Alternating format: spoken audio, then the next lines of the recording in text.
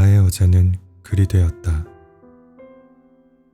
김주영, 정물, 김금진, 이덕기, DNFL 즈음.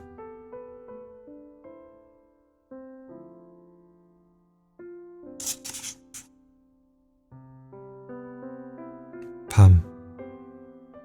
하루의 끝자락.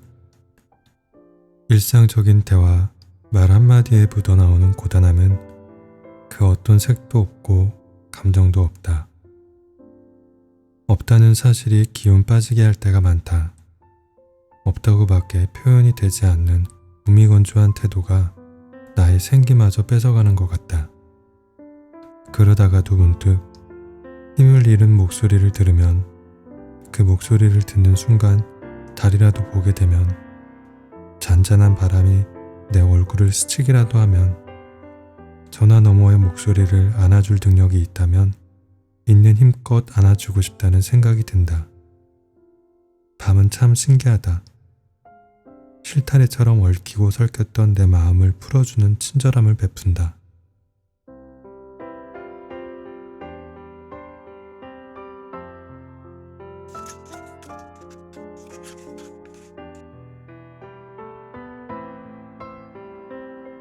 슬럼프 극복 6단계.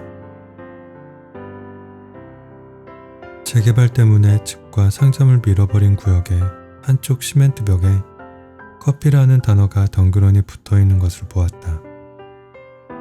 한참을 서서 보고 있었다. 왜 그 모습에서 내가 보였는지 모르겠다. 황량한 사막을 보는 듯한 시선이 꼭 내 마음 같았을까? 나는 하고 싶은 게 너무 많은 사람이다. 그래서 자주 운다. 핑계 아닌 현실 때문에. 나름 체험을 위해 노력하는데도 공허한 느낌이 든다. 그게 괴롭다. 그리고 아마 지속될 괴로움. 이러듯 피할 수 없는 사실에 직면했을 때 애써 부정하지 않고 이겨내는 나만의 극복 6단계가 있다. 하나. 삶이 좋아요처럼 부질없다 느껴질 때가 있다. 둘. 생각의 구렁에 깊이 빠져버리면 내가 나를 형편없는 사람으로 만든다. 이때 슬럼프는 본격적으로 시작된다. 셋. 눈 딱 감고 잠시 동안은 남을 보지 말고 나를 본다. 나에게 집중하는 시간을 갖고 나의 이야기를 듣는다. 넷. 삶은 어떤 면에서도 생각보다 드라마틱하다. 나에게 존재하는 드라마를 떠올리며 효과를 제대로 받는다. 다섯. 다시 주변을 돌아본다. 베푸는 마음, 배우는 마음에 대해 생각한다. 여섯. 살아보니 고마운 게 천지다. 매일 고민하며 살아있음을 감사히 여긴다. 그렇게 다시 힘차게 오늘을 살아내본다.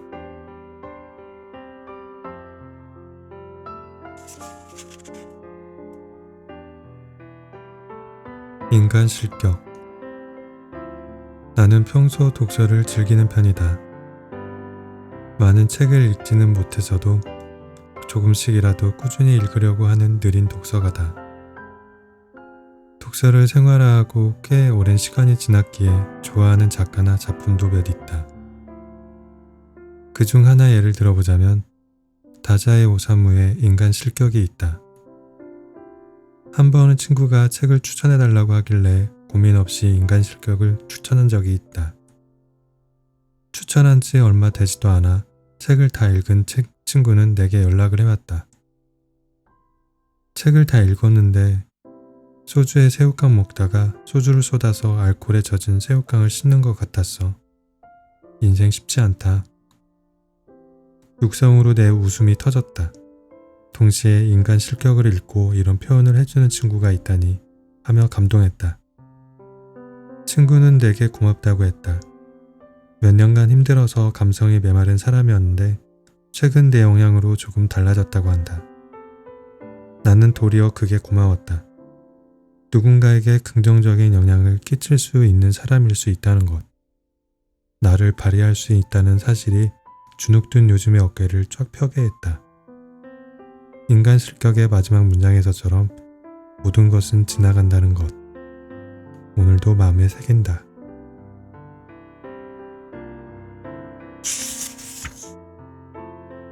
투 장구경. 제가 당신에게 처음 반했던 영화는 패왕별이었어요. 그때가 아마 국민학생 시절쯤이었던 걸로 기억하는데 어려서 아무것도 몰랐으면서 작고 네모난 텔레비전 앞에 붙어 앉아 침 흘릴 정도로 집중하며 그 영화가 정말 대단하다고 생각했어요. 당신이 왜 슬픈 얼굴을 하고 있는지 이해도 못하면서 왜 울고 있는지 이유도 모르면서 따라 울기도 했어요.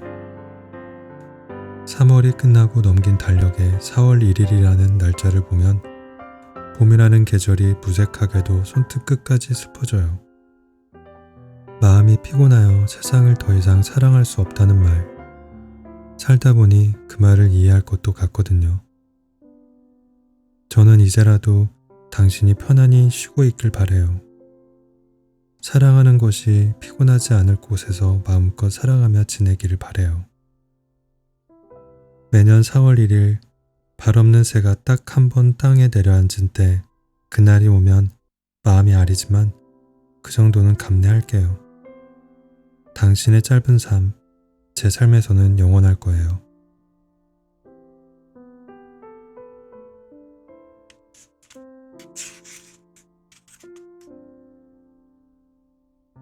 한때의 배려. 장롱 속에 묵혀둔 봄 자켓을 드디어 오늘 꺼내 입었습니다. 설레는 마음으로 소매에 팔을 넣었는데 팔이 잘 들어가지 않더군요. 확인해보니 소매 부분에 매듭이 묶여 있었습니다. 봄이 온 줄 모르고 눈치 없이 끼어드는 꽃샘추위 찬바람에 감기라도 걸릴까 소매까지 꼼꼼하게 여며주던 그의 흔적이 있었습니다. 그대로 입을까 했지만 막상 입어보니 소매 부분이 여간 신경 쓰이는 게 아니었습니다. 결국 갑갑해서 매듭을 풀어버렸습니다.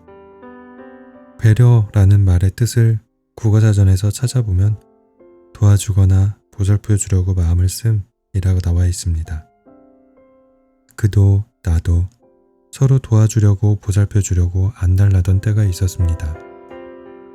조금이라도 아플까봐, 힘들어할까봐, 상처받을까봐 서로만을 바라보며 서로를 위해 마음을 쓰던 때가 있었습니다.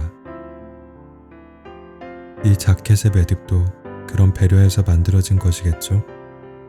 하지만 한때의 배려가 이제는 불편함이 됐습니다.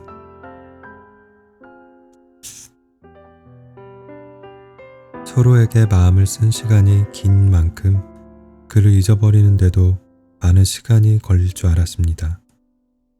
하지만 애석하게도 그를 잊은 것은 그리 어렵지 않았습니다. 그와 함께 듣던 노래도 아무렇지 않게 듣게 됐고 그와 함께 가던 곳도 아무렇지 않게 가게 됐습니다. 그러다 이렇게 오늘처럼 자켓을 입는 평범한 일상 속에서 불쑥 그의 흔적이 나타나면 불편하고 힘들어집니다. 단순한 감기인지 알고 병을 갔는데 시한부 판정을 받은 것처럼 마음 전체가 조여옵니다. 그렇게 그를 잊어가나 봅니다.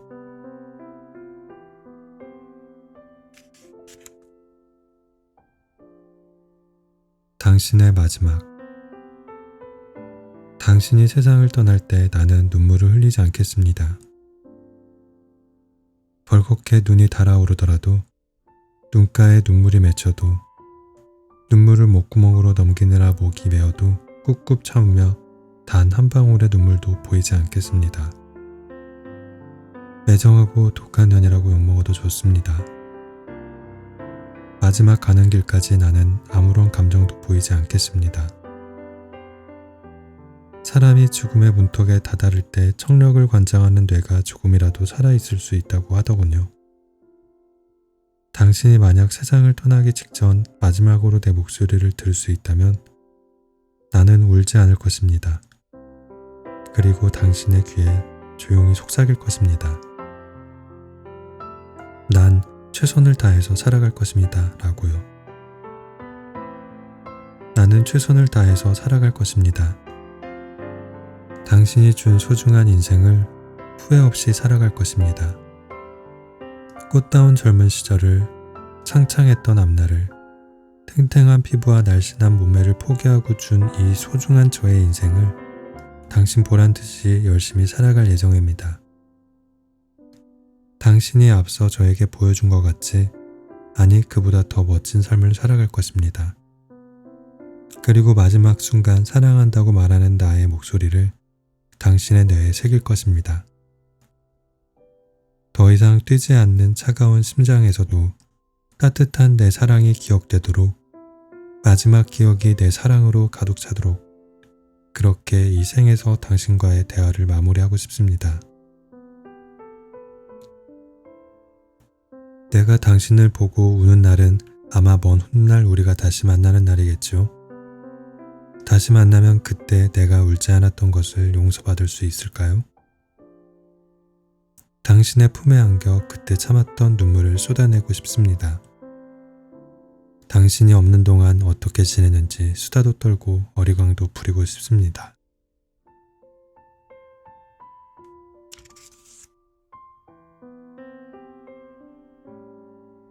밤에 떠나는 이유. 왜 사랑하는 사람들은 밤에 떠나는 걸까요?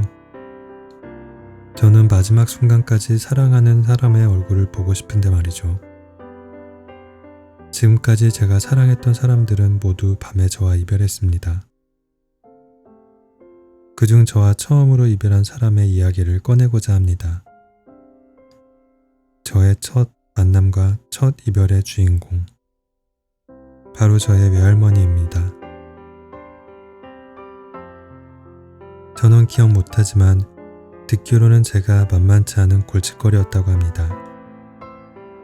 한참 여러 사람들 앞에서 조잘조잘 이야기해야 하는 나이임에도 말 한마디를 안 하는 저를 보고 부모님은 물론 마을 사람들까지 걱정을 많이 했다고 합니다.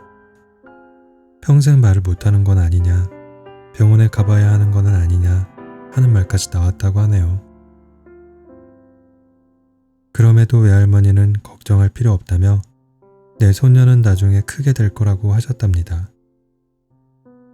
뭐를 믿고 그러셨는진 모르겠지만 외할머니는 말도 제대로 하지 않는 제가 책을 어떻게 읽을 줄 알고 성지도 않는 무릎에 저를 앉히고 매일 책을 보여주셨습니다. 이런 외할머니의 믿음 덕분인진 몰라도 저는 적어도 글 하나로 제 입에 풀칠할 정도는 할 수 있게 됐습니다. 이렇게 제가 태어났을 때부터 존재했던 외할머니가 평생 제 옆에 있을 줄 알았습니다. 하지만 외할머니의 이별은 갑자기 찾아왔습니다. 갑작스러운 사고로 다리를 다친 외할머니는 이후로 계속 침대에만 누워 계셨습니다. 혼자 식사하는 것, 용변 보는 것조차 어려워졌습니다. 그래서 가족들이 돌아가며 외할머니를 보살폈습니다. 외할머니는 누군가의 도움이 필요할 때마다 항상 저의 이름을 부르셨습니다. 제가 오면 식사도 더 하시고 재미있는 농담도 가끔 하셨으며 억지로라도 기운을 내려고 하셨습니다. 하지만 이별이 다가오던 시점에는 저의 이름을 부르시지도 저의 얼굴을 알아보시지도 못하셨습니다. 감정이 하나도 없는 초점 없는 외할머니의 눈빛은 너무 낯설었습니다. 그때까지만 해도 외할머니와 영원히 이별하게 될 줄은 몰랐습니다. 그날 밤 저는 생애 첫 이별을 경험했습니다. 이럴 줄 알았으면 외할머니가 하고 싶다는 것을 더 해드릴 걸 그랬습니다.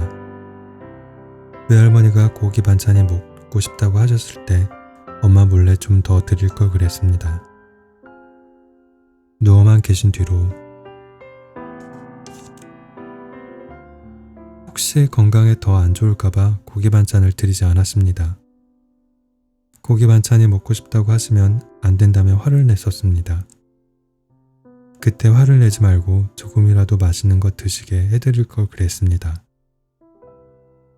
이럴 줄 알았으면 외할머니와 좀 더 오랜 시간을 보낼 걸 그랬습니다. 친구들과 노는 게 더 좋아서 빨리 집에 가고 싶어서 공부해야 한다는 핑계로 대충 외할머니를 보고 나온 적이 가끔 있었습니다. 외할머니와 오래 이야기를 나누거나 외할머니의 얼굴을 오래 보거나 하지 못했습니다. 왜 사랑하는 사람들은 밤에 떠나는 걸까? 생각해보면 밤마다 사랑했던 사람을 떠올리라는 뜻이 아닐까요? 낮에는 일상에 치이느라 사랑했던 사람을 떠올리기 어렵습니다. 하지만 밤에는 사랑했던 사람이 떠났던 시각과 맞아떨어지면서 그 사람이 더욱 생각나죠. 오늘 밤에도 내가 처음으로 사랑했고 처음으로 가슴 아프게 이별했던 외할머니를 떠올려 봅니다.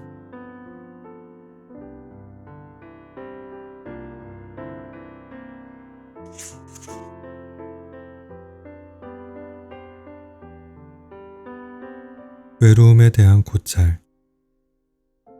친구는 수보다 질이라고 하는 말이 딱 맞습니다.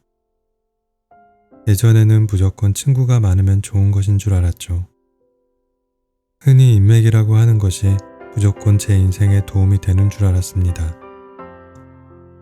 그래서 최대한 다양한 사람들을 많이 사귀려고 했고 많은 모임에 참석했습니다. 휴일이면 집에서 한 발짝도 나오진 않지만 미래를 위해서라면 저의 성격을 고쳐서라도 많은 사람과 만나고 이들은 내 사람으로 만들어야 한다고 생각했습니다. 하지만 세월이 흐르고 제 핸드폰에 저장된 연락처를 보면 진짜 자주 연락하는 사람은 한 손에 꼽고도 손가락이 남습니다. 나름 친해졌다고 생각한 사람 중에서도 정작 지금까지 연락하는 사람은 아무도 없습니다. 많은 친구를 갖는 것보다 한 명의 마음이 잘 맞는 친구와 오래 관계를 유지하는 것이 더 어렵다는 것을 알았습니다. 그 누구도 자신의 외로움을 채워줄 수는 없습니다. 사랑하는 이가 있더라도 외로움은 찾아옵니다. 그 사람이 영원히 당신 곁에 머무는 것이 아니기 때문입니다. 언젠가 사랑하는 이는 당신을 떠날 것이고 당신도 그에 대한 믿음이 변할 것입니다. 자신의 외로움을 채워주는 대상이 애인이라면 그 애인이 부재했을 때 당신은 빈 껍데기가 됩니다. 또한 외로움을 애인으로 채운다는 것은 사랑이라고 볼 수 없습니다. 자신만의 이득을 위해 애인을 이용하는 것이나 다를 바 없죠. 결혼을 해서 평생의 반려자와 아이들이 함께 산다고 해도 외로움은 찾아옵니다. 연애 때와는 달라진 배우자 때문에, 부심한 자식들 때문에 여러 이유로 외로움을 느낍니다. 나이가 들어서도 외로움은 사라지지 않습니다. 빠르게 변해버린 사회와 동떨어져 있다는 외로움, 젊은 세대들과 멀어진다는 외로움 등이 무겁게 자리 잡습니다. 결국 인생은 외로움을 다루는 과정의 연속입니다. 홀로 태어나면서 홀로 죽을 때까지 우리는 다양한 외로움과 맞서야 합니다. 그러면서 외로움을 자유자재로 다룰 줄 알아야 합니다. 외로움을 완전히 없애려고 하지 말고 외로움을 조련해야 합니다. 외로움은 없애려고 할수록 더욱 커집니다. 뻘에서 나오려고 발버둥 치면 칠수록 더욱 뻘 안으로 빨려 들어가듯이 외로움에서 벗어나려고 하면 되려 외로움에 잡아먹힐 것입니다. 외로움의 존재를 인정하고 외로움을 내 맘대로 다루면 외로움이 내가 원하는 대로 줄어들 것입니다. 외로움을 어떻게 다룰 것인가는 각자에 달렸습니다. 각자의 외로움이 다르기 때문에 다루는 방법도 각자 다르겠지요. 중요한 것은 외로움은 당신이 죽는 그 순간까지 계속 함께 할 것이라는 겁니다. 외로움은 보통의 인생을 증명합니다.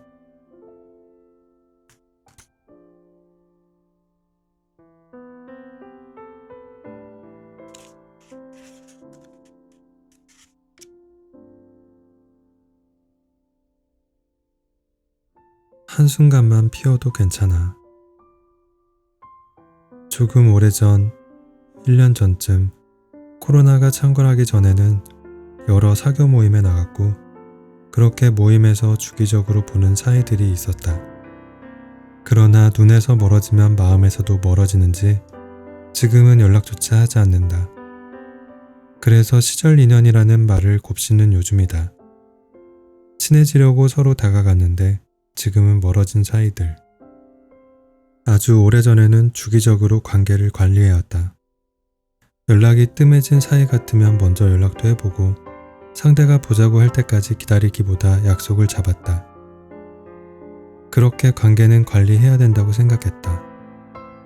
그러다가 어느 순간부터는 그런 관리를 하지 않는다. 멀어지면 멀어지는 대로 굳이 붙잡으려 하지 않는다. 그래도 남을 사람은 남고 그렇게 시간이 쌓여 10년, 20년 되어가는 인연들도 있으니까. 시절 인연이 되어버린 인연들을 떠올릴 때면 내 노력이 부족했나 싶다가도 애써 매달린다면 상대에게 오히려 부담이 될 수 있다고 느낀다. 멀어지는 데에는 이유가 있겠지. 그리고 내가 애써 노력해서 유지되는 사이라면 얼마나 더 오래 갈 수 있겠는가. 꽃이 한철 피어 아름다웠듯 한때 피었다 진 관계들을 생각한다. 서로의 곁에 있었던 그때만큼은 가까웠고 그때만큼은 서로에게 진심이었지. 그러면 왜 지금은 멀어졌을까? 꽃다운 관계들이어서 그래. 꽃이 1년 내내 피어 아름다울 수 없듯 그 관계들도 늘 피어 있을 수 없었기에.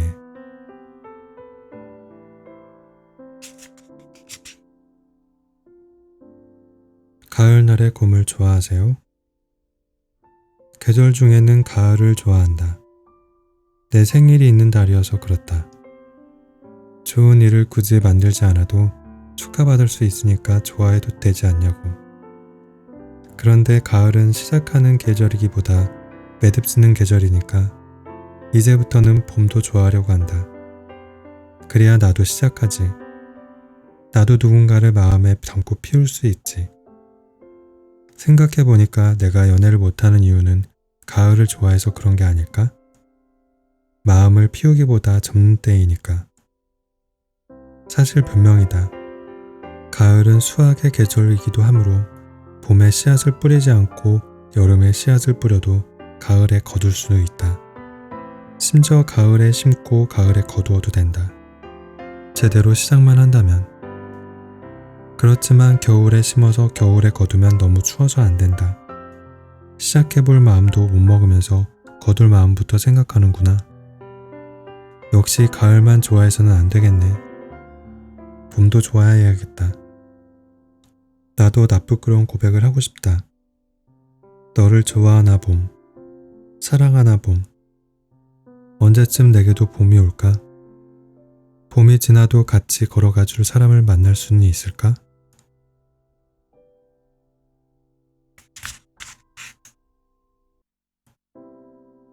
시소 같은 마음에게 전하는 말. 마음이 시소 같다. 상대가 좋은 만큼 잘해주고 상대도 나에게 잘해주길 바라니까. 상대를 평등하게 대하기 어렵다. 내가 잘해주는 만큼 상대가 잘해주지 않으면 실망하고 실무룩해진다. 왜 내가 좋아하는 것만큼 좋아하지 않느냐고 되묻지는 못하면서. 나 혼자 커져가는 마음인 줄 알았는데 아니었나 보다. 채워지길 바라는 마음이었나 보다. 아니, 정확히는 네가 채워주길 바랐나 보다. 그래서 늘 기울었다. 기대하는 만큼 기대고 싶었고 기대지 못하면 기울어버렸다. 오르락 내리락 하지 못하고 한편으로 기울었다. 그 시소의 끝에는 늘 나만 앉아 있었고 시소는 한편으로 기울어버렸다. 이제야 깨닫는다. 시소가 균형 있게 오르락 내리락 하려면 애초에 기대를 버려야 해. 상대에게 기대고 싶은 마음에서 잘해주고 상대도 나에게 그만큼 해주리라 바라지 말아야 한다. 마이클 조던은 말했다. 무슨 일을 하기 전에는 그 일에 대한 기대를 가져야 한다. 나는 그 말을 고쳐본다. 무슨 일을 하기 전에 그 일에 대해 기대를 가지되 사람에 대해서는 기대하지 말라. 기대는 결국 내 마음을 기댈 자리를 찾고 싶은 나의 욕심이구나.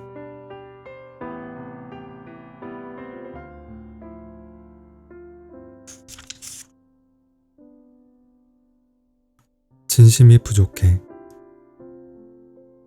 사랑에 빠지면 맹목적이 된다. 상대의 경고 메시지에 부딪히기 전까지는 직진한다. 내가 하는 모든 일에 열정적이듯 사랑도 열정적으로 한다. 그게 진심을 다하는 것이라 생각한다. 먼저 마음을 표현한다. 상대에게 이것저것 챙겨주고 보고 싶다고 한다. 상대가 아직 마음이 준비되지 않았는가는 미처 신경 쓸 겨를이 없다. 내가 진심인데 당연히 받아줄 것이라는 오만함을 불편해하는 상대가 있었다.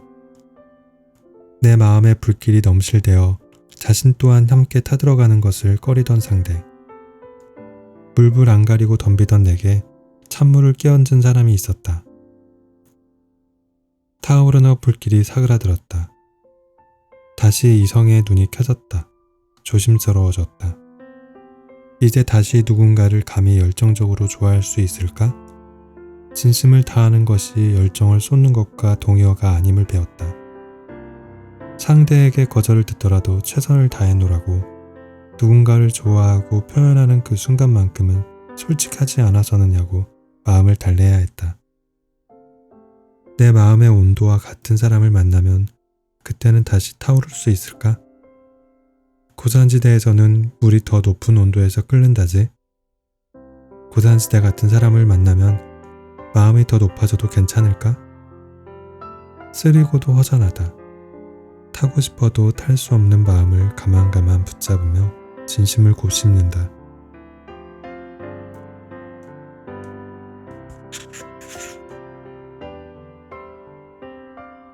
좋은 운을 알아보는 법.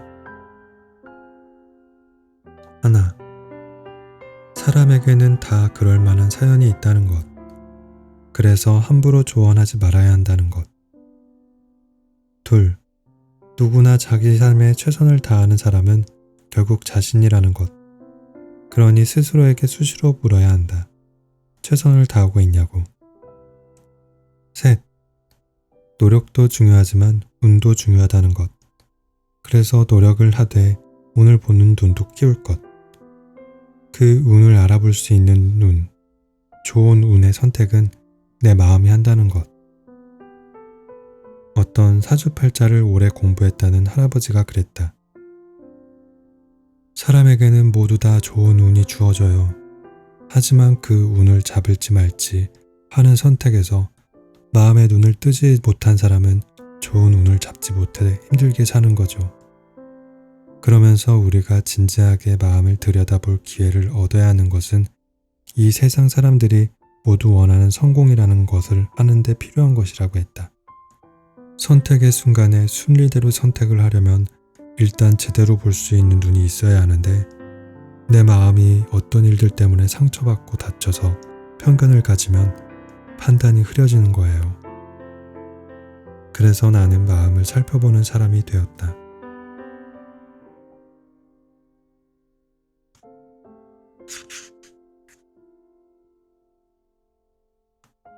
다 다름.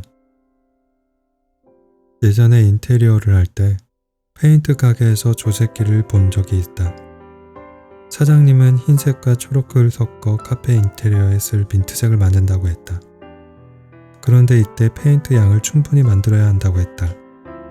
그러지 않고 2번을 만들면 기계가 잘 섞는다고 해도 마르면 미세하게 다른 색이 난다고 했다. 또한 색을 잘 만들기 위해서는 형광등이나 전등불 밑에서 하면 전혀 다른 색이 나오기 때문에 안 되고 또 색을 비교할 때도 적당한 각도와 적당한 거리에서 짧은 시간에 비교하는 것이 좋다고 했다.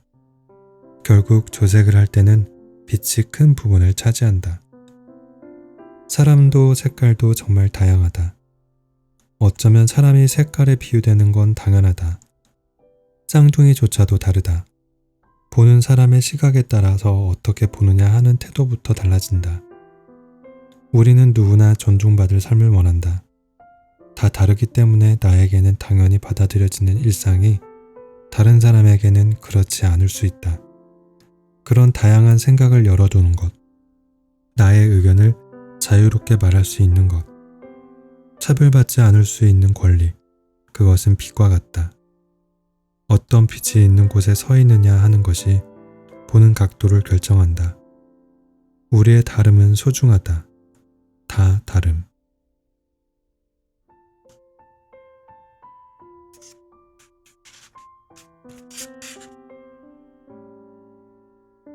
나이 40. 우리 너무 서둘러 가지는 않아도 좋다.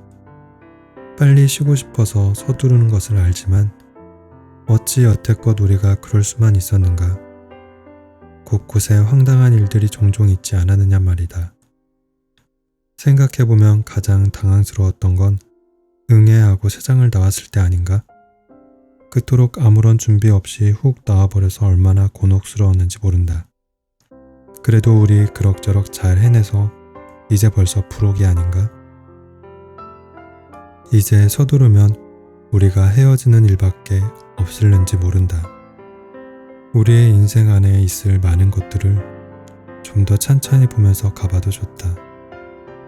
내가 한번 가보지 못한 먼 나라에 나보다 훨씬 훌륭하다는 간디라는 사람이 이런 말을 했다. 인생에는 서두르는 것 말고도 더 많은 것이 있다고. 분명 인생에는 서두르는 것 말고도 더 많은 것이 있었다.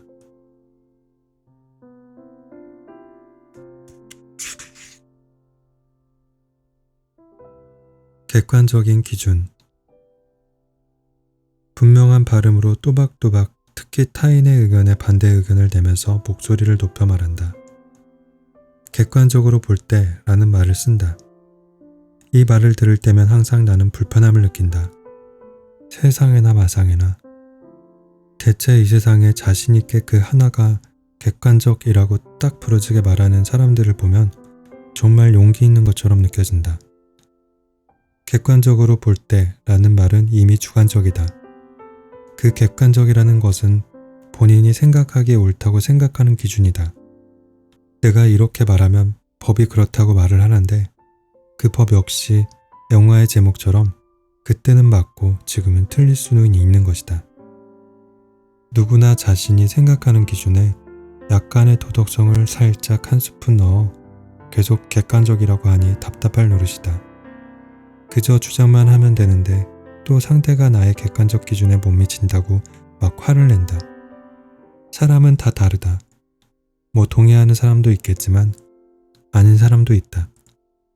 객관적이라고 말하고 상대방의 입을 막아버리지 말고 의견이 다르면 제발 들어주자. 물어주자. 그리고 말해주자. 다른 의견도 얼마든지 자유롭게 말할 수 있고 들을 준비가 되어 있다고. 그것도 따뜻한 눈빛으로.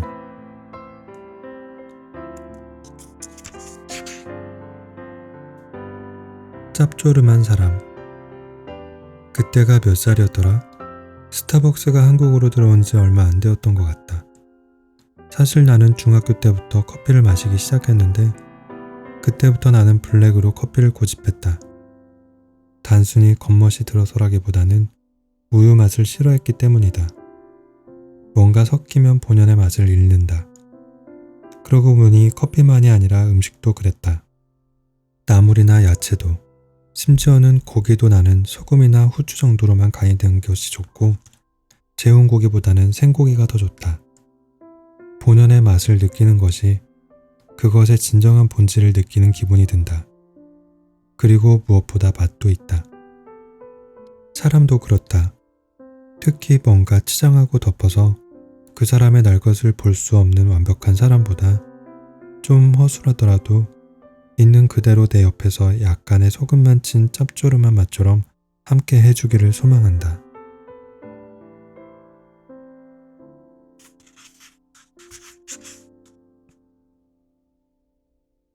분홍빛 물든 빨래. 옷에는 내가 담겨있다. 그 옷을 고른 나의 취향이 담겨있다. 점심에 튀긴 빨간 국물 자국이 담겨있다. 하루 동안 흘린 땀방울이 담겨있다. 그리고 가슴 속 안겨있던 너의 흔적이 남아있다. 옷 속에 그날의 추억이 머문다. 하루, 이틀 추억이 빨래통 안으로 하나, 둘 쌓여간다. 맑은 하늘과 커피향이 감도는 토요일 오전, 쌓여있는 하얀 옷가지를 세탁기 속으로 털어넣는다. 과거를 지워줄 마법의 가루와 추억에 덧댈 향을 붓는다. 맑은 물이 조금씩 옷가지를 적시더니 이내 빙글빙글 춤을 추기 시작한다. 맑았던 물이 회색빛으로 물든다. 그 안에서 추억을 머금은 거품이 피었다 지며 집안 곳곳 익숙한 향이 스며든다. 서먹한 회색빛 소용돌이 속에서 분홍색 손수건 하나가 수줍듯 고개를 내민다. 급하게 정지 버튼을 눌러 꺼내어 보지만 하얀 옷 곳곳에 옅은 분홍빛이 물들었다. 씻어지는 추억 속에 분홍빛 물들이는 너를 보며 웃음이 났다. 네가 없는 곳에서도 너로 물든다. 지워지지 않을 얼룩 하나가 수줍게 물들었다.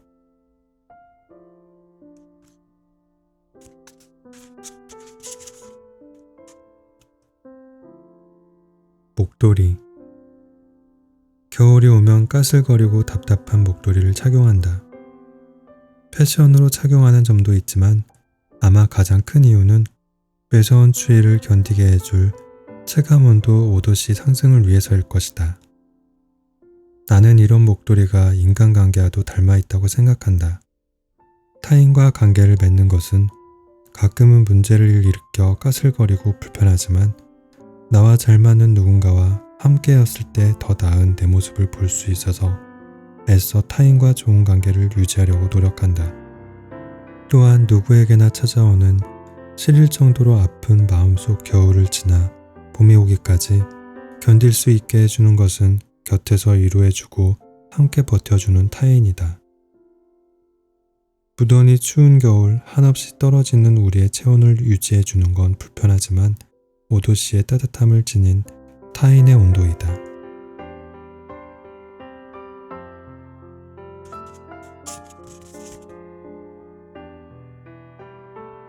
취향. 우리에게는 모두 취향이 있다. 하지만 그 취향은 같지 않다. 내가 좋아하는 걸 타인도 항상 좋아해 준다면, 또 그게 내가 좋아하는 사람이라면 너무나도 좋겠지만 아쉽게도 우리는 각자 다른 환경 속에서 살아왔고 그 속에서 각각의 데이터를 쌓아 올려 지금의 자신을 만들었다. 혹시 자신의 취향을 숨겨본 적 있는가? 사회초년생인 난 특히 취향을 먼저 공개하는 편이 아니었다. 어떤 점심 메뉴가 먹고 싶냐는 상사의 말에 선뜻 나의 취향을 싫어하면 어떻게 하지? 라는 생각을 하기 일쑤였고, 저는 아무거나 다 좋은데 혹시 어떤 게 드시고 싶으세요? 라고 대답하였다. 나를 타인의 취향에 맞추었다. 그리고 그게 마음이 편하였다. 하지만 그 모습은 타인에게 담을 쌓는 모습이었던 것 같다. 그 당시 상사가 좋아하는 음식을 나는 알고 있었지만 그는 내가 좋아하는 것에 알지 못했다. 타인도 나의 취향을 이해하며 더 친해지고 싶고 배려해주고 싶었을 텐데 말이다. 그에게 나는 너무나도 어려운 사람이었겠지. 다행히 지금의 나는 내 취향을 당당하게 이야기하는 때가 더 많다. 이러한 모습은 연인 관계에서도 볼 수 있다. 아무리 상대방을 좋아한다 하여도 무조건 한 사람의 취향에 맞추는 것은 오히려 마이너스라 생각한다. 그녀가 나에게 맞춰주기만 한다고 생각하니 상상만으로도 부담스럽다. 다행히도 나와 그녀는 각자 다른 취향을 가졌지만 한 사람의 취향에 무조건 맞추는 관계를 선호하지 않는다. 오히려 다름이 가까워지는 계기를 만들어주기도 하며 같음보다 편안하다.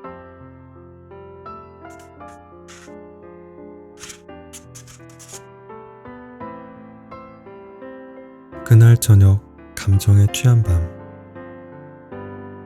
그대는 한순간 나의 모든 것을 헤집고 지나갑니다. 그대는 잠시 나의 곁을 스쳐 지나갔지만 제 손끝 발끝에는 아직 당신의 향기가 남아 잠시 취해 정신을 잃었습니다. 취하지 말자, 정신 차리자 다짐했던 저의 모습은 온데간데 없고 오늘도 전 정신을 잃었습니다.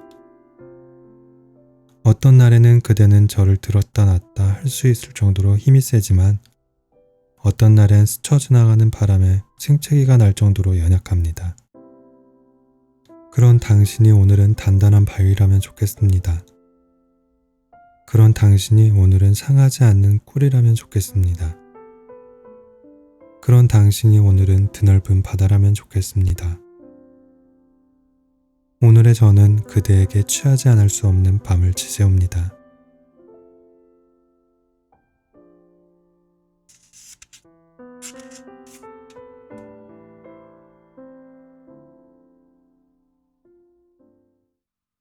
나의 어제는 글이 되었다. 김주영, 정물, 김금진, 미덕기, DNFL 즈음.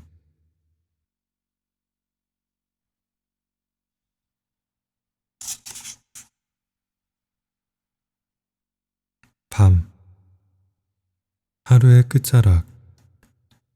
일상적인 대화, 말 한마디에 묻어나오는 고단함은 그 어떤 색도 없고 감정도 없다. 없다는 사실이 기운 빠지게 할 때가 많다. 없다고밖에 표현이 되지 않는 무미건조한 태도가 나의 생기마저 뺏어가는 것 같다. 그러다가도 문득 힘을 잃은 목소리를 들으면 그 목소리를 듣는 순간 달이라도 보게 되면 잔잔한 바람이 내 얼굴을 스치기라도 하면 전화 너머의 목소리를 안아줄 능력이 있다면 있는 힘껏 안아주고 싶다는 생각이 든다. 밤은 참 신기하다. 실타래처럼 얽히고 설켰던 내 마음을 풀어주는 친절함을 베푼다.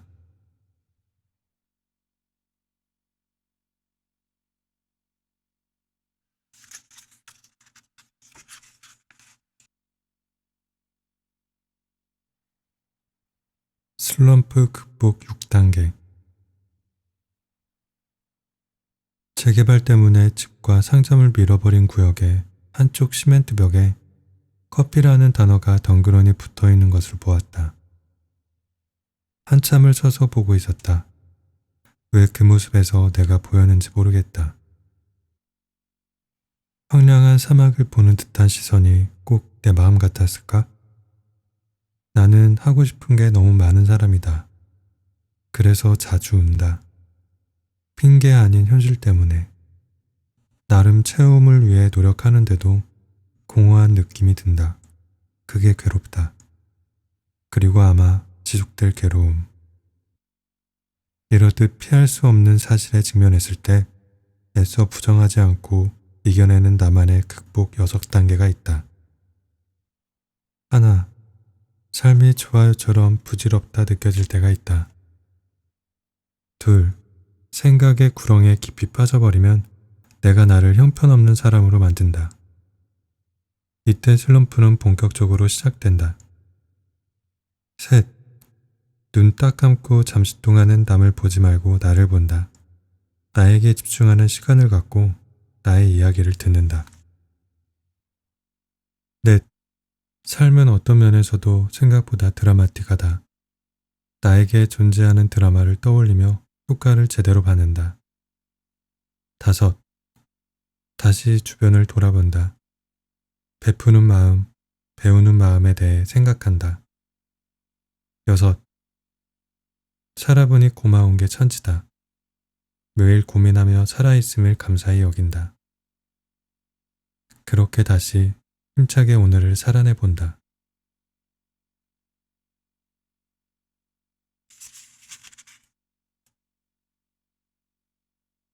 인간 실격.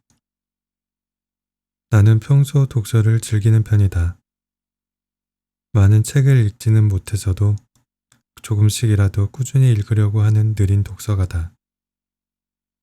독서를 생활화하고 꽤 오랜 시간이 지났기에 좋아하는 작가나 작품도 몇 있다. 그중 하나 예를 들어보자면 다자의 오사무의 인간 실격이 있다. 한 번은 친구가 책을 추천해달라고 하길래 고민 없이 인간 실격을 추천한 적이 있다. 추천한 지 얼마 되지도 않아 책을 다 읽은 친구는 내게 연락을 해왔다. 책을 다 읽었는데 소주에 새우깡 먹다가 소주를 쏟아서 알코올에 젖은 새우깡을 씹는 것 같았어. 인생 쉽지 않다. 육성으로 내 웃음이 터졌다. 동시에 인간 실격을 읽고 이런 표현을 해주는 친구가 있다니 하며 감동했다. 친구는 내게 고맙다고 했다. 몇 년간 힘들어서 감성이 메마른 사람이었는데 최근 내 영향으로 조금 달라졌다고 한다. 나는 도리어 그게 고마웠다. 누군가에게 긍정적인 영향을 끼칠 수 있는 사람일 수 있다는 것. 나를 발휘할 수 있다는 사실이 주눅든 요즘의 어깨를 쫙 펴게 했다. 인간 실격의 마지막 문장에서처럼 모든 것은 지나간다는 것. 오늘도 마음에 새긴다.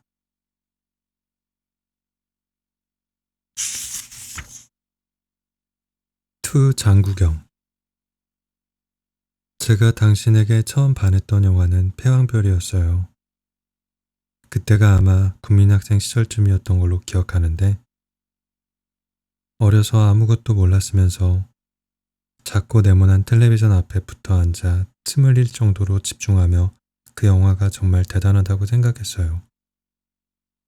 당신이 왜 슬픈 얼굴을 하고 있는지 이해도 못하면서 왜 울고 있는지 이유도 모르면서 따라 울기도 했어요. 3월이 끝나고 넘긴 달력에 4월 1일이라는 날짜를 보면 봄이라는 계절이 무색하게도 손끝 끝까지 슬퍼져요. 마음이 피곤하여 세상을 더 이상 사랑할 수 없다는 말. 살다 보니 그 말을 이해할 것도 같거든요. 저는 이제라도 당신이 편안히 쉬고 있길 바래요. 사랑하는 것이 피곤하지 않을 곳에서 마음껏 사랑하며 지내기를 바래요. 매년 4월 1일 발 없는 새가 딱 한 번 땅에 내려앉은 때 그날이 오면 마음이 아리지만 그 정도는 감내할게요. 당신의 짧은 삶, 제 삶에서는 영원할 거예요.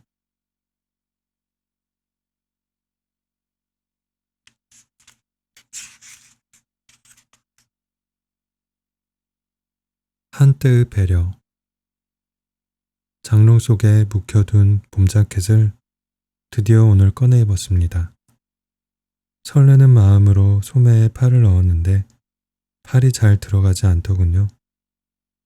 확인해보니 소매 부분에 매듭이 묶여 있었습니다. 봄이 온 줄 모르고 눈치 없이 끼어드는 꽃샘추위 찬바람에 감기라도 걸릴까 소매까지 꼼꼼하게 여며주던 그의 흔적이 있었습니다. 그대로 입을까 했지만 막상 입어보니 소매 부분이 여간 신경 쓰이는 게 아니었습니다. 결국 갑갑해서 매듭을 풀어버렸습니다. 배려라는 말의 뜻을 국어사전에서 찾아보면 도와주거나 보살펴 주려고 마음을 씀이라고 나와 있습니다. 그도 나도 서로 도와주려고 보살펴 주려고 안달나던 때가 있었습니다. 조금이라도 아플까봐, 힘들어할까봐, 상처받을까봐 서로만을 바라보며 서로를 위해 마음을 쓰던 때가 있었습니다.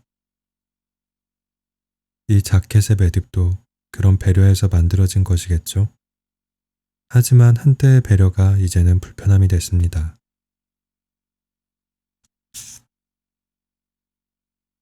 서로에게 마음을 쓴 시간이 긴 만큼 그를 잊어버리는데도 많은 시간이 걸릴 줄 알았습니다. 하지만 애석하게도 그를 잊은 것은 그리 어렵지 않았습니다. 그와 함께 듣던 노래도 아무렇지 않게 듣게 됐고 그와 함께 가던 곳도 아무렇지 않게 가게 됐습니다. 그러다 이렇게 오늘처럼 자켓을 입는 평범한 일상 속에서 불쑥 그의 흔적이 나타나면 불편하고 힘들어집니다. 단순한 감기인지 알고 병원을 갔는데 시한부 판정을 받은 것처럼 마음 전체가 조여옵니다. 그렇게 그를 잊어가나 봅니다.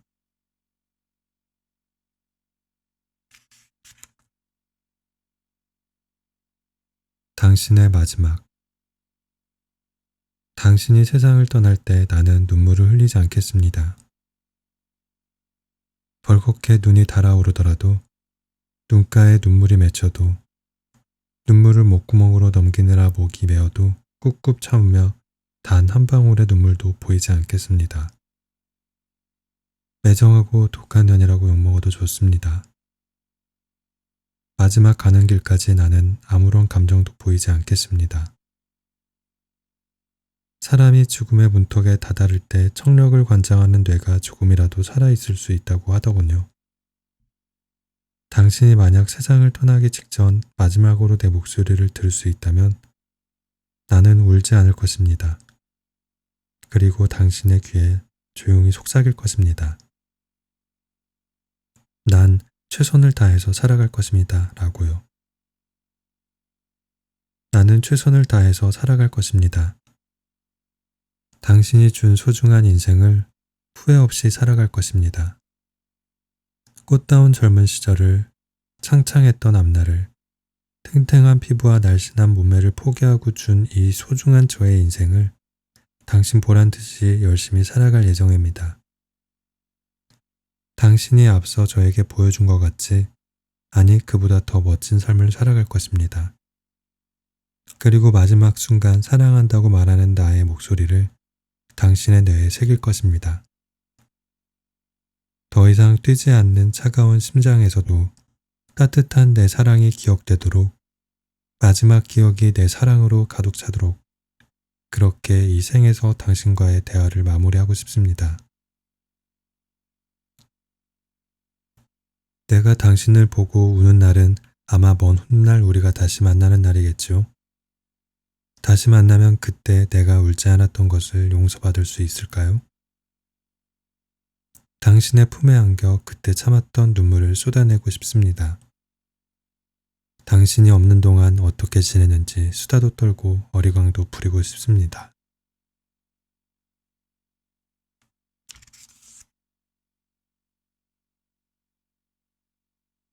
밤에 떠나는 이유. 왜 사랑하는 사람들은 밤에 떠나는 걸까요? 저는 마지막 순간까지 사랑하는 사람의 얼굴을 보고 싶은데 말이죠. 지금까지 제가 사랑했던 사람들은 모두 밤에 저와 이별했습니다.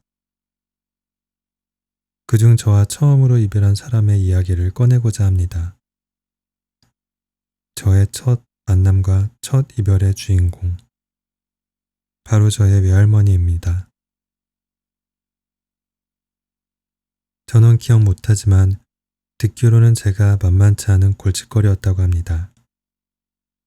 한참 여러 사람들 앞에서 조잘조잘 이야기해야 하는 나이임에도 말 한마디를 안 하는 저를 보고 부모님은 물론 마을 사람들까지 걱정을 많이 했다고 합니다. 평생 말을 못하는 건 아니냐, 병원에 가봐야 하는 건 아니냐 하는 말까지 나왔다고 하네요. 그럼에도 외할머니는 걱정할 필요 없다며 내 손녀는 나중에 크게 될 거라고 하셨답니다. 뭐를 믿고 그러셨는진 모르겠지만 외할머니는 말도 제대로 하지 않는 제가 책을 어떻게 읽을 줄 알고 성치도 않는 무릎에 저를 앉히고 매일 책을 보여주셨습니다. 이런 외할머니의 믿음 덕분인진 몰라도 저는 적어도 글 하나로 제 입에 풀칠할 정도는 할 수 있게 됐습니다.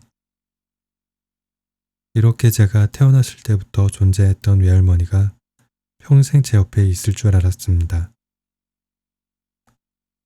하지만 외할머니의 이별은 갑자기 찾아왔습니다. 갑작스러운 사고로 다리를 다친 외할머니는 이후로 계속 침대에만 누워 계셨습니다. 혼자 식사하는 것, 용변 보는 것조차 어려워졌습니다. 그래서 가족들이 돌아가며 외할머니를 보살폈습니다. 외할머니는 누군가의 도움이 필요할 때마다 항상 저의 이름을 부르셨습니다. 제가 오면 식사도 더 하시고 재미있는 농담도 가끔 하셨으며 억지로라도 기운을 내려고 하셨습니다.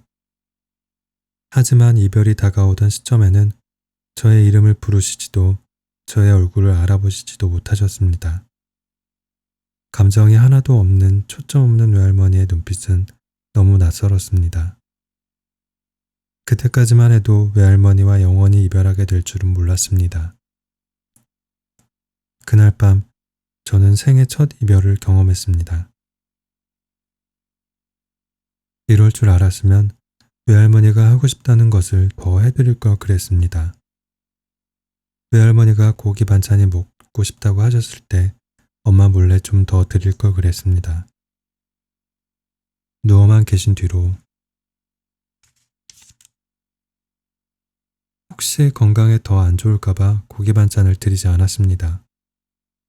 고기 반찬이 먹고 싶다고 하시면 안 된다며 화를 냈었습니다.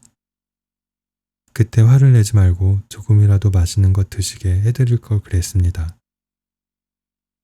이럴 줄 알았으면 외할머니와 좀 더 오랜 시간을 보낼 걸 그랬습니다.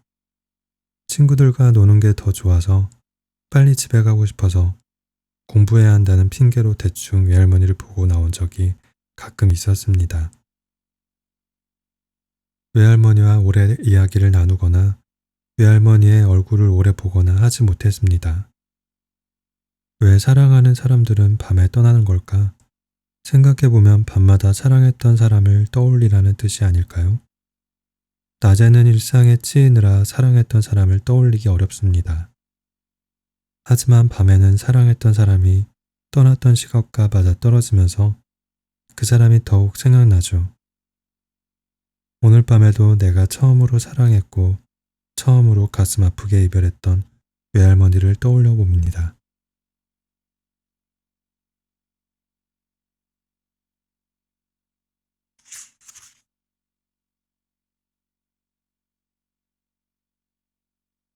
외로움에 대한 고찰. 친구는 수보다 질이라고 하는 말이 딱 맞습니다. 예전에는 무조건 친구가 많으면 좋은 것인 줄 알았죠. 흔히 인맥이라고 하는 것이 무조건 제 인생에 도움이 되는 줄 알았습니다. 그래서 최대한 다양한 사람들을 많이 사귀려고 했고 많은 모임에 참석했습니다. 휴일이면 집에서 한 발짝도 나오진 않지만 미래를 위해서라면 저의 성격을 고쳐서라도 많은 사람과 만나고 이들은 내 사람으로 만들어야 한다고 생각했습니다. 하지만 세월이 흐르고 제 핸드폰에 저장된 연락처를 보면 진짜 자주 연락하는 사람은 한 손에 꼽고도 손가락이 남습니다.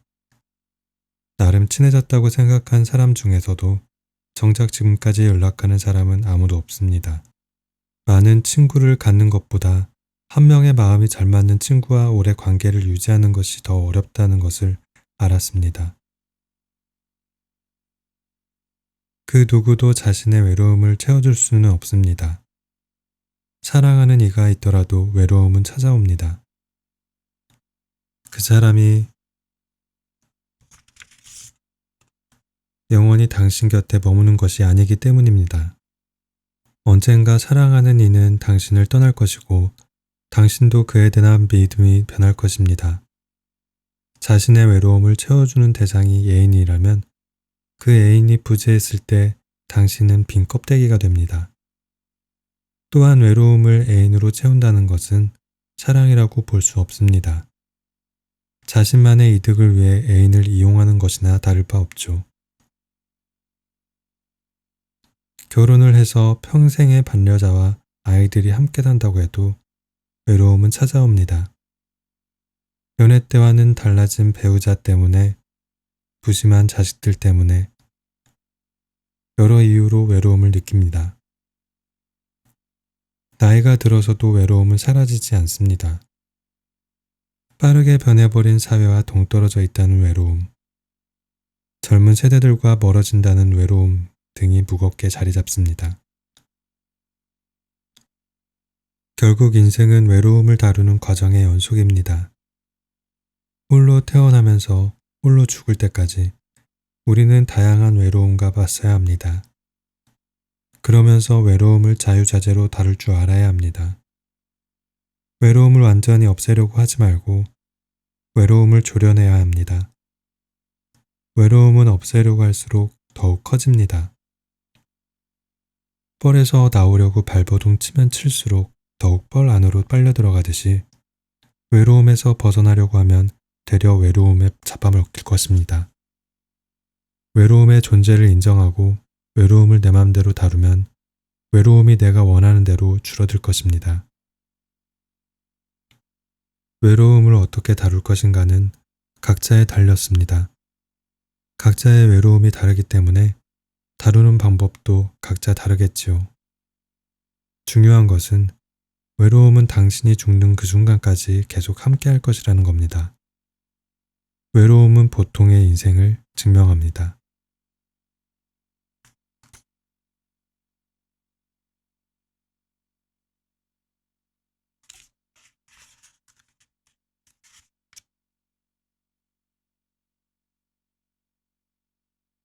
한순간만 피어도 괜찮아. 조금 오래전, 1년 전쯤 코로나가 창궐하기 전에는 여러 사교 모임에 나갔고 그렇게 모임에서 주기적으로 보는 사이들이 있었다. 그러나 눈에서 멀어지면 마음에서도 멀어지는지 지금은 연락조차 하지 않는다. 그래서 시절 인연이라는 말을 곱씹는 요즘이다.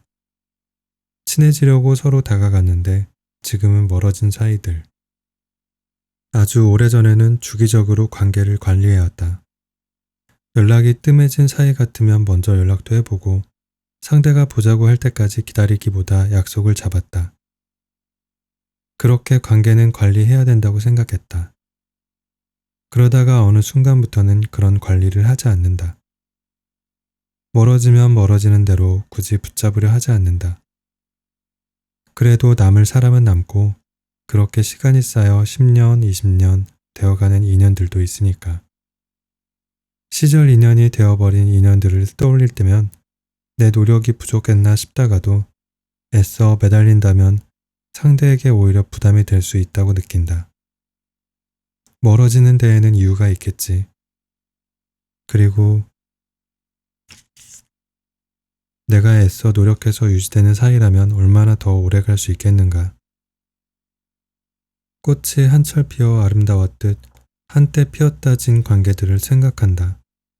서로의 곁에 있었던 그때만큼은 가까웠고 그때만큼은 서로에게 진심이었지. 그러면 왜 지금은 멀어졌을까? 꽃다운 관계들이어서 그래. 꽃이 1년 내내 피어 아름다울 수 없듯 그 관계들도 늘 피어 있을 수 없었기에.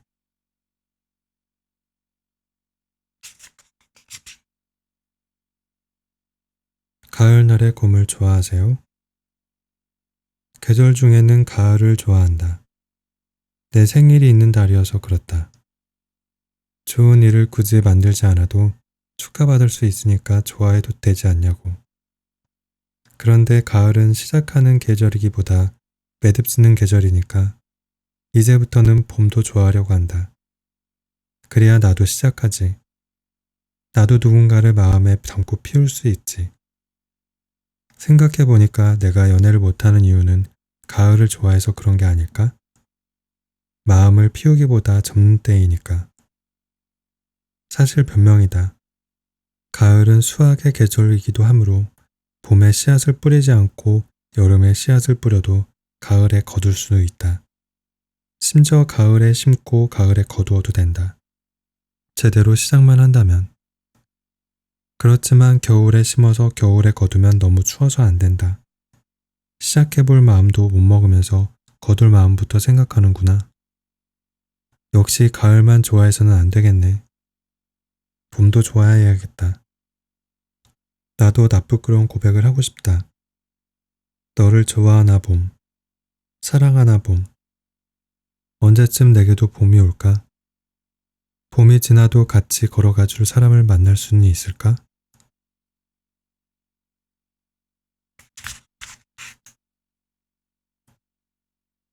시소 같은 마음에게 전하는 말. 마음이 시소 같다. 상대가 좋은 만큼 잘해주고 상대도 나에게 잘해주길 바라니까. 상대를 평등하게 대하기 어렵다. 내가 잘해주는 만큼 상대가 잘해주지 않으면 실망하고 시무룩해진다. 왜 내가 좋아하는 것만큼 좋아하지 않느냐고 되묻지는 못하면서 나 혼자 커져가는 마음인 줄 알았는데 아니었나 보다. 채워지길 바라는 마음이었나 보다. 아니, 정확히는 네가 채워주길 바랐나 보다. 그래서 늘 기울었다.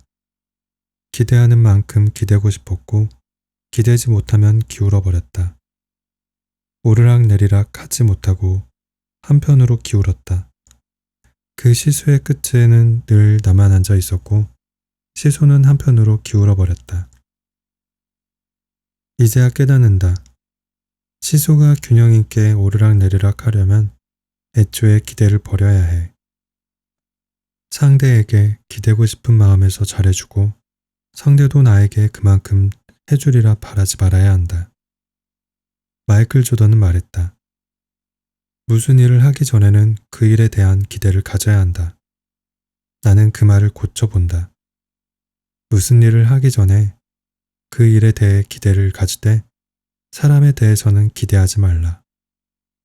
기대는 결국 내 마음을 기댈 자리를 찾고 싶은 나의 욕심이구나.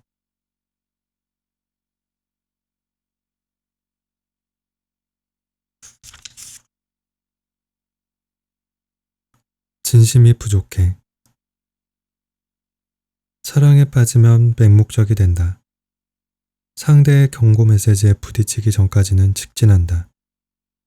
내가 하는 모든 일에 열정적이듯 사랑도 열정적으로 한다. 그게 진심을 다하는 것이라 생각한다. 먼저 마음을 표현한다. 상대에게 이것저것 챙겨주고 보고 싶다고 한다. 상대가 아직 마음이 준비되지 않았는가는 미처 신경 쓸 겨를이 없다. 내가 진심인데 당연히 받아줄 것이라는 오만함을 불편해하는 상대가 있었다. 내 마음에 불길이 넘실대어 자신 또한 함께 타들어가는 것을 꺼리던 상대. 물불 안 가리고 덤비던 내게 찬물을 끼얹은 사람이 있었다. 타오르는 불길이 사그라들었다. 다시 이성의 눈이 켜졌다. 조심스러워졌다. 이제 다시 누군가를 감히 열정적으로 좋아할 수 있을까? 진심을 다하는 것이 열정을 쏟는 것과 동의어가 아님을 배웠다. 상대에게 거절을 듣더라도 최선을 다해놓으라고 누군가를 좋아하고 표현하는 그 순간만큼은 솔직하지 않아서느냐고 마음을 달래야 했다. 내 마음의 온도와 같은 사람을 만나면 그때는 다시 타오를 수 있을까? 고산지대에서는 물이 더 높은 온도에서 끓는다지. 고산지대 같은 사람을 만나면 마음이 더 높아져도 괜찮을까? 쓰리고도 허전하다. 타고 싶어도 탈 수 없는 마음을 가만가만 붙잡으며 진심을 곱씹는다.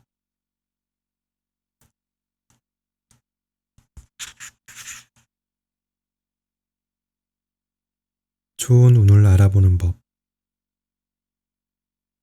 하나. 사람에게는 다 그럴 만한 사연이 있다는 것. 그래서 함부로 조언하지 말아야 한다는 것. 둘. 누구나 자기 삶에 최선을 다하는 사람은 결국 자신이라는 것. 그러니 스스로에게 수시로 물어야 한다. 최선을 다하고 있냐고. 셋. 노력도 중요하지만 운도 중요하다는 것. 그래서 노력을 하되 운을 보는 눈도 키울 것. 그 운을 알아볼 수 있는 눈, 좋은 운의 선택은 내 마음이 한다는 것. 어떤 사주팔자를 오래 공부했다는 할아버지가 그랬다. 사람에게는 모두 다 좋은 운이 주어져요. 하지만 그 운을 잡을지 말지 하는 선택에서 마음의 눈을 뜨지 못한 사람은 좋은 운을 잡지 못해 힘들게 사는 거죠. 그러면서 우리가 진지하게 마음을 들여다볼 기회를 얻어야 하는 것은 이 세상 사람들이 모두 원하는 성공이라는 것을 하는데 필요한 것이라고 했다. 선택의 순간에 순리대로 선택을 하려면 일단 제대로 볼 수 있는 눈이 있어야 하는데 내 마음이 어떤 일들 때문에 상처받고 다쳐서 편견을 가지면 판단이 흐려지는 거예요. 그래서 나는 마음을 살펴보는 사람이 되었다.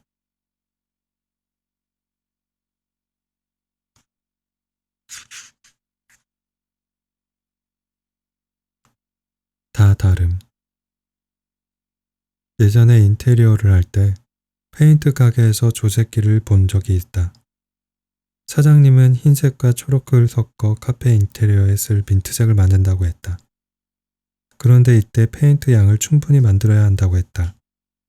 그러지 않고 2번을 만들면 기계가 잘 섞는다고 해도 마르면 미세하게 다른 색이 난다고 했다.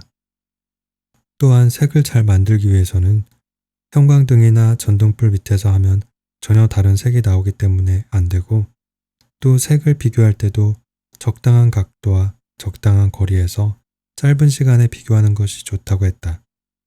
결국 조색을 할 때는 빛이 큰 부분을 차지한다.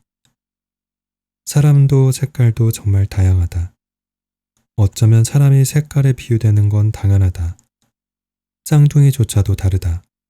보는 사람의 시각에 따라서 어떻게 보느냐 하는 태도부터 달라진다. 우리는 누구나 존중받을 삶을 원한다. 다 다르기 때문에 나에게는 당연히 받아들여지는 일상이 다른 사람에게는 그렇지 않을 수 있다. 그런 다양한 생각을 열어두는 것, 나의 의견을 자유롭게 말할 수 있는 것, 차별받지 않을 수 있는 권리, 그것은 빛과 같다. 어떤 빛이 있는 곳에 서 있느냐 하는 것이 보는 각도를 결정한다. 우리의 다름은 소중하다. 다 다름.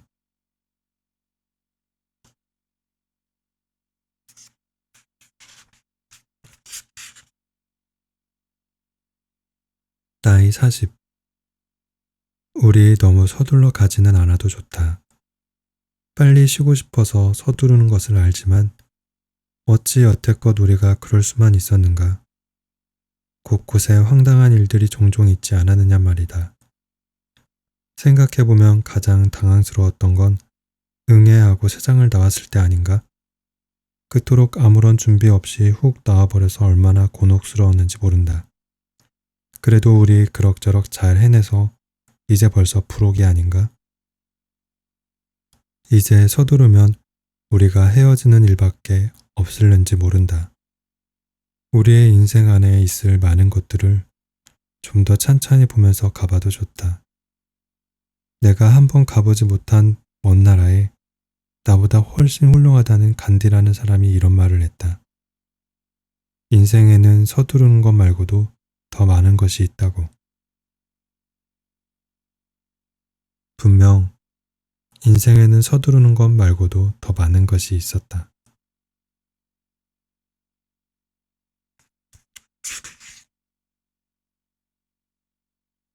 객관적인 기준. 분명한 발음으로 또박또박 특히 타인의 의견에 반대 의견을 내면서 목소리를 높여 말한다. 객관적으로 볼 때 라는 말을 쓴다. 이 말을 들을 때면 항상 나는 불편함을 느낀다. 세상에나 마상에나. 대체 이 세상에 자신 있게 그 하나가 객관적이라고 딱 부러지게 말하는 사람들을 보면 정말 용기 있는 것처럼 느껴진다. 객관적으로 볼 때 라는 말은 이미 주관적이다. 그 객관적이라는 것은 본인이 생각하기에 옳다고 생각하는 기준이다. 내가 이렇게 말하면 법이 그렇다고 말을 하는데 그 법 역시 영화의 제목처럼 그때는 맞고 지금은 틀릴 수는 있는 것이다. 누구나 자신이 생각하는 기준에 약간의 도덕성을 살짝 한 스푼 넣어 계속 객관적이라고 하니 답답할 노릇이다. 그저 주장만 하면 되는데 또 상대가 나의 객관적 기준에 못 미친다고 막 화를 낸다. 사람은 다 다르다. 뭐 동의하는 사람도 있겠지만 아닌 사람도 있다. 객관적이라고 말하고 상대방의 입을 막아버리지 말고 의견이 다르면 제발 들어주자. 물어주자. 그리고 말해주자. 다른 의견도 얼마든지 자유롭게 말할 수 있고 들을 준비가 되어 있다고. 그것도 따뜻한 눈빛으로.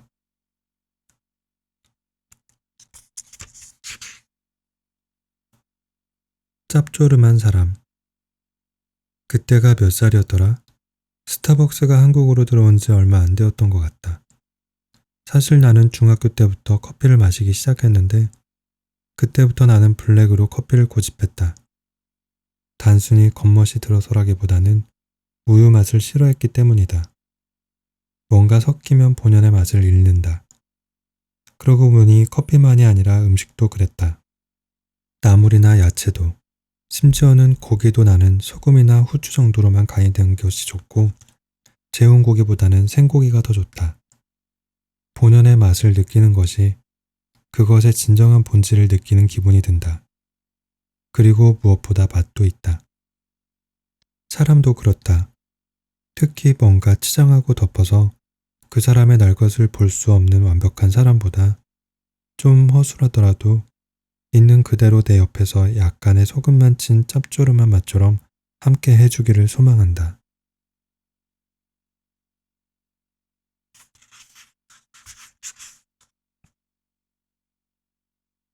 분홍빛 물든 빨래.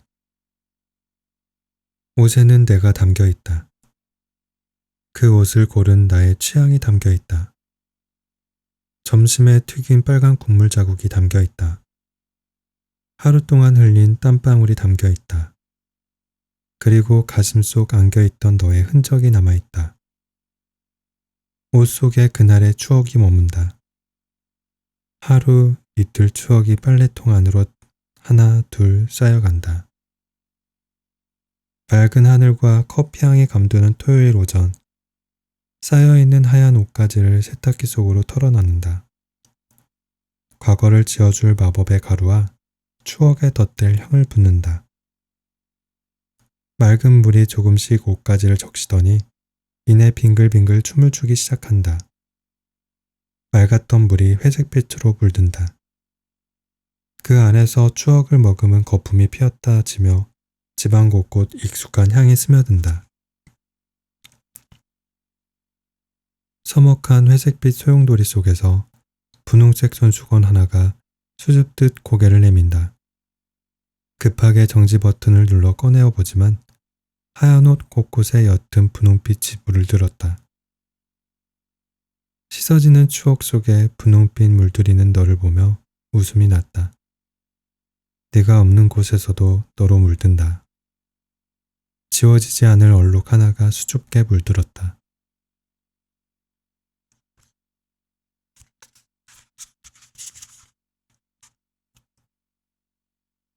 목도리. 겨울이 오면 까슬거리고 답답한 목도리를 착용한다. 패션으로 착용하는 점도 있지만 아마 가장 큰 이유는 매서운 추위를 견디게 해줄 체감온도 5도씨 상승을 위해서일 것이다.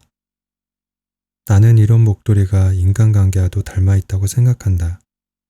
타인과 관계를 맺는 것은 가끔은 문제를 일으켜 까슬거리고 불편하지만 나와 잘 맞는 누군가와 함께였을 때 더 나은 내 모습을 볼 수 있어서 애써 타인과 좋은 관계를 유지하려고 노력한다. 또한 누구에게나 찾아오는 시릴 정도로 아픈 마음속 겨울을 지나 봄이 오기까지 견딜 수 있게 해주는 것은 곁에서 위로해주고 함께 버텨주는 타인이다. 무던히 추운 겨울 한없이 떨어지는 우리의 체온을 유지해주는 건 불편하지만 5도씨의 따뜻함을 지닌 타인의 온도이다.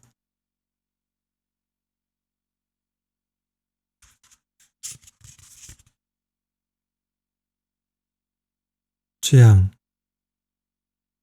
우리에게는 모두 취향이 있다.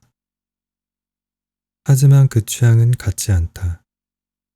내가 좋아하는 걸 타인도 항상 좋아해 준다면 또 그게 내가 좋아하는 사람이라면 너무나도 좋겠지만 아쉽게도 우리는 각자 다른 환경 속에서 살아왔고 그 속에서 각각의 데이터를 쌓아 올려 지금의 자신을 만들었다. 혹시 자신의 취향을 숨겨본 적 있는가? 사회초년생인 난 특히 취향을 먼저 공개하는 편이 아니었다. 어떤 점심 메뉴가 먹고 싶냐는 상사의 말에 선뜻 나의 취향을 싫어하면 어떻게 하지? 라는 생각을 하기 일쑤였고 저는 아무거나 다 좋은데 혹시 어떤 게 드시고 싶으세요? 라고 대답하였다. 나를 타인의 취향에 맞추었다. 그리고 그게 마음이 편하였다. 하지만 그 모습은 타인에게 담을 쌓는 모습이었던 것 같다. 그 당시 상사가 좋아하는 음식을 나는 알고 있었지만 그는 내가 좋아하는 것에 알지 못했다. 타인도 나의 취향을 이해하며 더 친해지고 싶고 배려해주고 싶었을 텐데 말이다.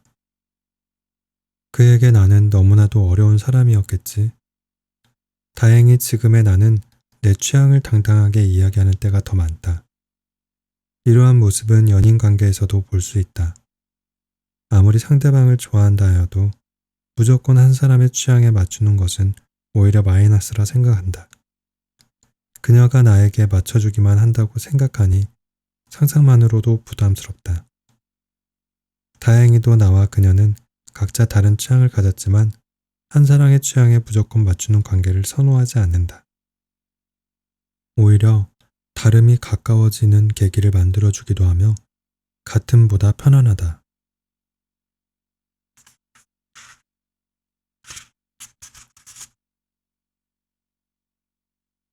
그날 저녁 감정에 취한 밤.